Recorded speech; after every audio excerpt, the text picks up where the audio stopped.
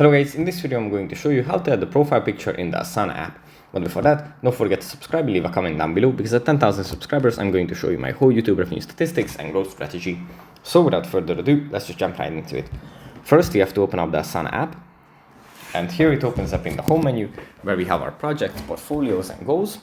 From here, we just have to go into account, and then at the top, next to our picture, we find a little camera icon.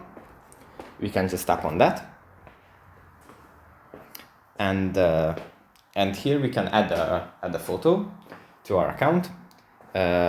Either we can take a picture by tapping take a photo, or we can select an existing photo which is going to redirect us to our gallery, and we can just select one from there. So that's pretty much it for this video. Hope it was helpful for you guys, and I'll see you in the next one. Bye.